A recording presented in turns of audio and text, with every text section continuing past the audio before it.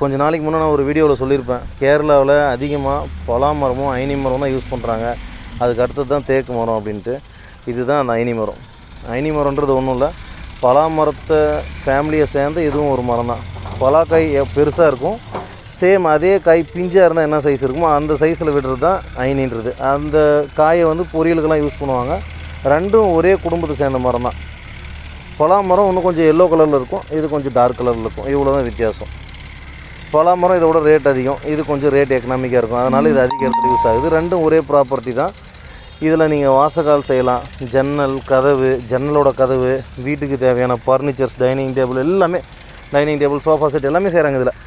ஏன்னா இதில் வந்து நல்லா நீங்கள் சீசன் பண்ணிவிட்டு அந்த மரத்தை நீங்கள் யூஸ் பண்ணிங்க அப்படின்னா பெண்ட் ஆகிற கம்ப்ளைண்ட்டோ கிராக் வர கம்ப்ளைண்ட்டோ அந்த மரத்தில் வரதில்லை.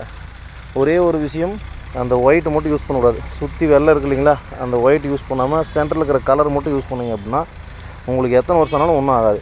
கேரளாவில் இருக்கிற நிறையா கோயில்லையே ஐனி மரமும் பலா மரமும் தான் அதிகமாக யூஸ் பண்ணியிருக்காங்க டோர் செய்கிறதுக்கு, தேக்கு மரத்தை விட. தேக்கு மரம் காஸ்ட்லி, இது உங்களுக்கு எக்கனாமிக்காக இருக்கும். சேம் தேக்கு மரம் எந்த அளவுக்கு லைஃப் வருதோ அதே அளவுக்கு இது லைஃப் வரும் உங்களுக்கு. சில மரம் பார்த்தீங்கன்னா வாசக்கால் செஞ்சால் டோர் செய்யக்கூடாது, டோர் செஞ்சால் வாசக்கால் செய்ய முடியாது, அந்த மாதிரி இருக்கும். சாரி, கதவு செய்கிற மரத்தில் வாசக்கால் செய்யலாம், பிரச்சனை இல்லை. வாசக்கால் எல்லா மரத்துலேயும் செய்யலாம், அந்த எல்லா மரத்துலேயுமே டோரை செய்ய முடியாது.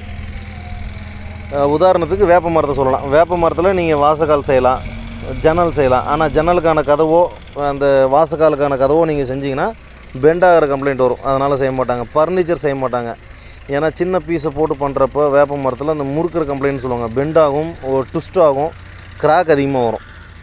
பட் இந்த மரத்தில் உங்களுக்கு நல்லா சீசன் பண்ணிட்டு பண்ணிட்டீங்க அப்படின்னா உங்களுக்கு அந்த மாதிரி எந்த கம்ப்ளைண்ட்டும் வராது.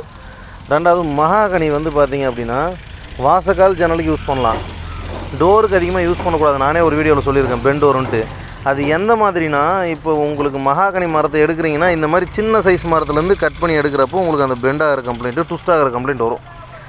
இதே மகாகனி மரம் இதை விட பெருசாக வளரும், மகாகனி தான் ரொம்ப பெருசாக வளரும், ஐனியோட பெரிய மரமும் வரும். அட்லீஸ்ட் ஒரு இந்த சைஸில் இருக்கிற மரத்துலேருந்து நீங்கள் எடுத்து ஏதாச்சும் ஒரு ப்ராடக்ட் செய்கிறீங்க, டோர் செய்கிறீங்கன்னா அதில் அந்த கம்ப்ளைண்ட்டெல்லாம் வராது.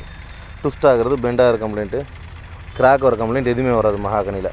ஸோ மகாகனியில் டோர் செய்யலாம், ஆனால் பெரிய மரத்துலேருந்து செய்யணும். ஸோ சொந்த யூஸுக்கு நீங்கள் வந்து தேக்கு மரத்தை விட்டுட்டு வேறு மரத்தில் செய்கிறீங்க, வாசக்காலோ ஜன்னலோ கதவோ அப்படின்றப்போ பெஸ்ட்டு நீங்கள் நேரில் உருட்டு மரத்தை பார்த்து வாங்கிக்கணும். பெரிய சைஸாக பார்த்து நீங்களே எடுத்து மில்லில் அறுத்து எடுத்துக்கிட்டிங்கன்னா உங்களுக்கு லைஃப் டைம் நல்லாயிருக்கும். நீங்கள் டைரெக்டாக ஆர்டர் தரப்போ அவங்க எதுலேருந்து தருவாங்கன்னு தெரியாது. ஆல்ரெடி கட் பண்ணி வச்சுருக்கிறவங்க இந்த சைஸ் மரத்துலேருந்து கட் பண்ணாங்களா, இந்த சைஸ் மரத்துலேருந்து கட் பண்ணாங்களா உங்களுக்கு தெரியாது. அதனால் உருட்டை வாங்குறது பெஸ்ட்டு.